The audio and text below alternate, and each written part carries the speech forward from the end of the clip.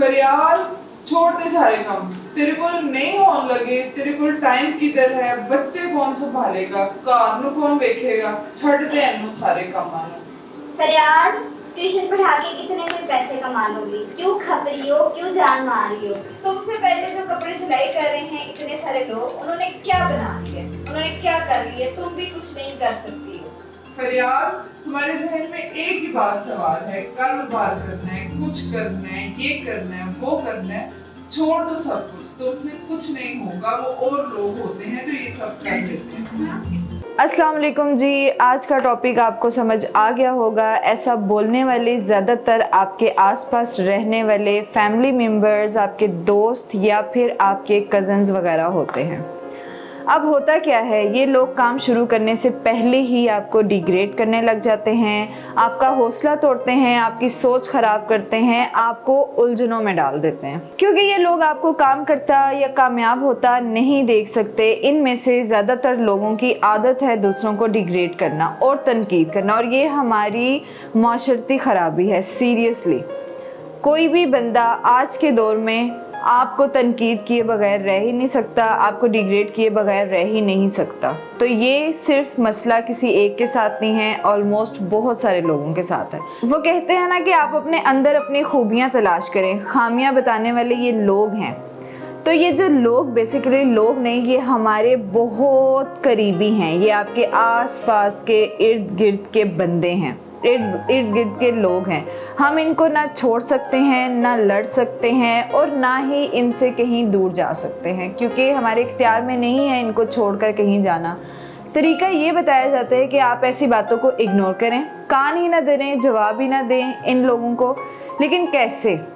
ये कैसे मुमकिन है कि आपके आसपास के लोग आपको सुना रहे हैं, मुसलसल सुना रहे हैं बातें, और आप उस पर कान भी ना धरें, जवाब भी ना दें, उनकी बातों को सीरियस भी ना लें। और ये मसला सिर्फ लड़कियों के साथ नहीं बल्कि लड़कों के साथ कुछ ज़्यादा होता है, आई थिंक, मेरा जहाँ तक ख्याल है। तो एक तरीका है, और वो क्या है, और वो मैंने ख़ुद भी इस्तेमाल किया है। मुश्किल होती है, हर काम की शुरुआत मुश्किल होती है, लेकिन आप कर सकते हैं। आप अभी उठें, मेरी वीडियो को करें पॉज और कॉपी पेंसिल लेकर आएँ।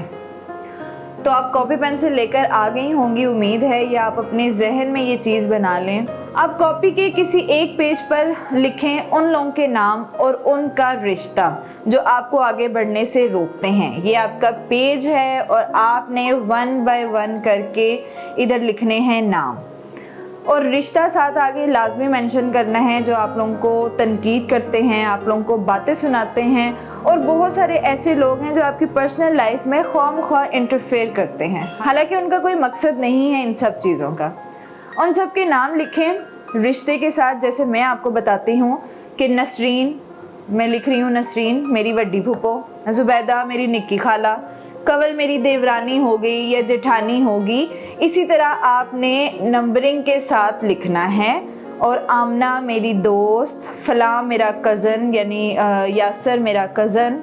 इस तरह से आपने आगे शो करने हैं रिश्ते। ये चीज़ें आप लिखें और इस लिस्ट को आप जहन नशीन कर लें, अच्छी तरह से याद कर लें, और इस लिस्ट को ज़रा छुपा के भी रखिएगा कि किसी के हाथ ना लग जाए। खैर, नाम लिखें और आगे रिश्ते मेंशन करें। अगर आप अपने रिश्ते नहीं लिखना चाह रही हैं आगे कॉपी पर तो कोई इशू नहीं है, आप सिर्फ नाम लिखें 1 बाय 1 करके नंबरिंग के साथ। लेकिन आपको ये चीज़ पता होना चाहिए कि फ़लाँ बंदे का आपके साथ क्या रिश्ता है। आप जो नाम लिख रहे हैं उस बंदे का आपके साथ रिश्ता क्या है, ये बात आपने याद करनी है। इसी तरह बहुत से लोग हैं जिन्होंने आपको आपकी लाइफ में कभी आपको डिग्रेड किया है, तनकीद का निशाना बनाया है, आपके चलते कदम रोक दिए हैं, आपको हौसला नहीं देते हैं, जैसे कि मेरी वीडियो का स्टार्ट था। चाहें तो आप दोबारा से मेरी वीडियो स्टार्ट से देखें। अच्छा जी, अब आपने कॉपी पेंसिल पे वो नाम भी लिख लिए, आगे रिश्ते भी मेंशन कर लिए, तो आपने अब वो जब लिखना शुरू किया है ना, तो यकीनन 70 to 80% लोग, मतलब आपके ख़ानदान के ही लोग आपके सामने आएंगे। इसी तरह अब दूसरे पेज पर आप जाएं और लिखें जो बातें आपको लोग बोलते हैं और आप जिन बातों से बहुत ज़्यादा तकलीफ़ में होते हैं। यानी आपको कुछ लोग ऐसे भी बातें बोल जाते हैं कि आप उनकी तकलीफ़ 5-6 दिन तक फील करते रहते हैं। इस तरह की बातें आप लिखें और वो बातें क्या हैं आप सब अच्छी तरह से जानते हैं।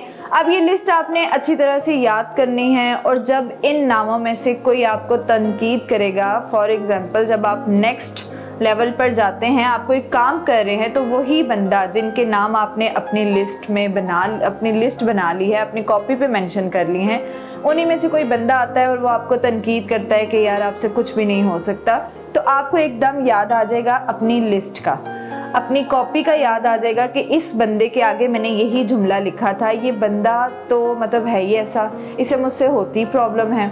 तो आपको फिर इतनी होगा कि आप 70 to 80% टेंशन लेना छोड़ देंगे।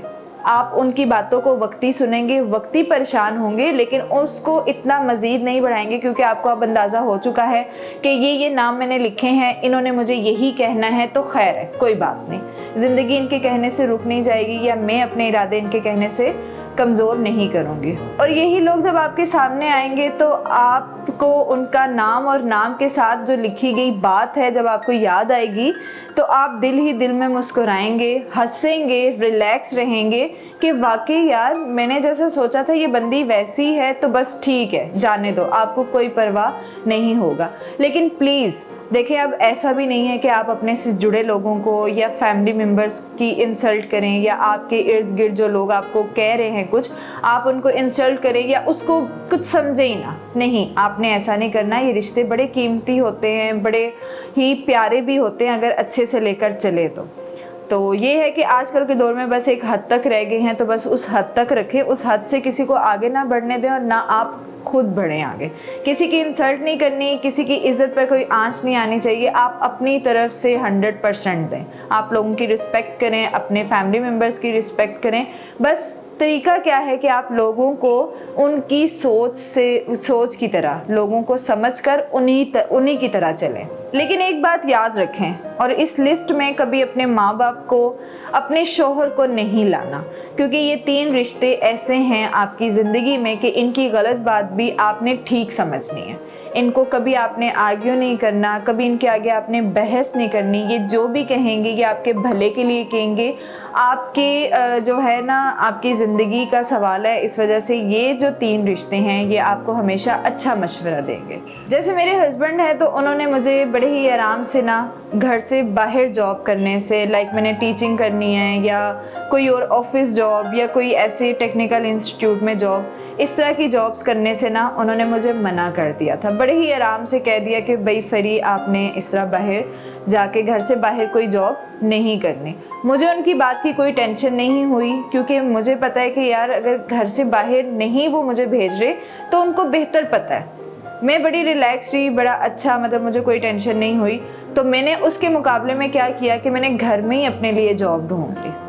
मैंने अपने आप को घर में ही इतना एक्टिव कर लिया है कि मुझे पता है कि अब इतने बजे से लेके इतने बजे तक मेरा जॉब का टाइम है। मैंने घर में ही अपना सारा सेटअप अल्हम्दुलिल्लाह से कर लिया है। और देखिए ना कि अगर मैं यहीं पर रिलैक्स रहने के बजाय मैं अपने हस्बैंड की बातों पर गुस्सा करती, नाराज़ होकर बैठ जाती, तो फिर खुद सोचें एक मिनट के लिए कि मेरे जहन में मज़ीद कोई आइडिया ना आता और मैंने फिर घर में भी बैठ के कोई काम नहीं करना था। मुझे पता ही ना चलता मैंने क्या करना है। मैंने बस वो एक ही टेंशन लेकर बैठ जानी थी कि भाई मेरे हस्बैंड ने मुझे बाहर जॉब नहीं करने दी, ये हो गया, वो हो गया। तो इसी तरह अपने माँ बाप की बातों को भी सर आँखों पर रखना है और अपने शौहर, बेटियों के लिए, ख़ास तौर पर बहनों के लिए यही दरख्वास्त है, जो आपके शौहर होते हैं ना उनको हमेशा आपने अपने से ऊपर समझना है, तो आपकी लाइफ बहुत अच्छी गुजरेगी। तो यहाँ तक जो बातें मैंने आपको बताई हैं वो हमारे माशरे का हिस्सा हैं। हर घर में अमूमन यही बातें होती हैं, चाहे अमीर है चाहे गरीब है। यकीन करें इसी टाइप की बातें चल रही होती हैं। देखें, लोग हैं, लोगों ने नेगेटिविटीज़ फैलानी होती हैं, उन्होंने और क्या करना है, लेकिन हमारे इख्तियार में क्या है? हमारे इख्तियार में है पॉजिटिविटी। हमारे इख्तियार में है कि हम पॉजिटिव रहें, हर चीज़ को पॉजिटिव वे में समझें, हर किसी बात का पॉजिटिव मतलब निकालें। पॉजिटिव रहना हमारा इख्तियार है। तो ये एक बड़ा आर्ट है, इसको मुसलसल कोशिश करने से ये आर्ट आपको आएगा। तो इंशाल्लाह जब आपके अंदर भी ये सारी चीज़ें आ जाएंगी, आपको पॉजिटिव रहना आ जाएगा, तो फिर आप देखना कितने रिलैक्स हो जाएंगे। ये नेगेटिव और पॉजिटिव क्या है, ये भी एक बहुत बड़ा टॉपिक है, बहुत बड़ी बातें हैं इसमें भी, तो इंशाल्लाह फिर कभी करेंगे। और हाँ, वो जो लिस्ट मैंने आपसे कहा है ना बनाने के लिए, अगर तो आपने वो बना ली है लिस्ट, आपने कुछ टाइम के लिए उसको अपने पास रखना है, आपने ट्रेन हो जाना है, आपने वो नाम याद कर लेने हैं, आपने आगे से वो तनकीदी बातें याद कर लेनी है। उसके बाद आपने उस लिस्ट को जला देना है, फेंक देना है, अपने पास संभाल के नहीं रखनी है। इन चीज़ों पर भी मैं आपको यही कहूँगी कि बी पॉजिटिव। ये लिस्ट जस्ट इसलिए कि आप मेंटली तौर पर हर चीज़ के लिए प्रिपेयर रहें। आप अगली बात के लिए हर बंदा क्या बात कर रहा है, आपके जहन में ये चीज़ होनी चाहिए। तो ये है आपकी ट्रेनिंग, आज से ही शुरू करें, इंशाल्लाह इसका बहुत फ़र्क पड़ेगा, आप भी देखिएगा। और इसी के साथ साथ मैं ये भी कहूँगी कि आप अपने से जुड़े जो अच्छे लोग हैं उनको ज़्यादा से ज़्यादा अपने साथ जोड़ने की कोशिश किया करें। चाहें तो एक लिस्ट बना लें और इसी तरह से आप नाम लिख लें, रिश्ते आगे लिख लें कि ये बंदा हमारे साथ बहुत अच्छा है। उनको हमेशा अपने साथ रखें, क्योंकि अच्छे लोग बहुत कम मिलते हैं, जबकि बुरे लोग बहुत ज़्यादा मिकदार में आपको मिल जाएंगे। तो आज के लिए इतना ही। उम्मीद है कि आपको कुछ मेरी बातों की समझ आती होगी। तो अल्लाह करे कि आपके साथ साथ मैं खुद भी हमेशा आगे तक ऐसे ही रहूं। अभी दे मुझे इजाज़त। ओके जी, खुदा हाफिज़। इंशाल्लाह नेक्स्ट वीडियो में मिलेंगे।